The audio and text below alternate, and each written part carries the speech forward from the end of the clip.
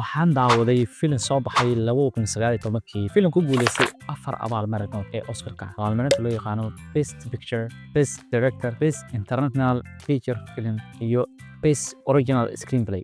intaas ku guuleystay ayaan daawaday. Filimkan waa filim Korean ah, luqadda lagu daawadana waa Korean. Saasay tahay wuxuu noqday filimkii International Feature Filmkii ugu fiicnaa ayuu noqday 2019. Filimkaas filim kale ma ahan Parasite. Filimka markaan daawaday waxaan wax ka bartay in nolosha taajirnimada marka ay dadka taajiriin noqdaan waxa kaliya u muhiimsan ay tahay caafimaadkooda, inay caafimaad qabaan, aysan jecleen xitaa inay imtixaanaan.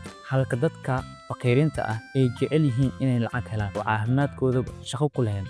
waxyaalaha ani soo jiiday filimka si loo duuba ah waxay soo jeedo waxa story structure-ka oo director-ka isticmaala ama qoraaga. shaadka ugu horeeya filimka iyo shaadka ugu dambeeya filimka waxa waaye laba shaad oo isku mid ah laakiin laba dareen kala wata. shaadka ugu horeeya ujeedaan wuxuu ku bilaabanaa daaqad, shaadka ugu dambeeyana isla daaqad ku bilaabanaa laakiin dareemadu kala duwan. shaadka ugu horeeya wuxuu ka hadlayaa wiil familkiisa la nool, aabihiisa, hooyadiisa iyo walaashiisa la nool. dareenka ay leedahay waxa yar aad haysatid inaad ku faraxsanaatid. dan shaadka dambe uu ku cadeynayo wixii uu haystay qofku waayay. marka wiilkan wuxuu waayay hooyadiisa iyo aabihiisa iyo walaashiisa. haddii aad filimka daawatay nala wadaag waxyaalaha aad ka faa'iiday.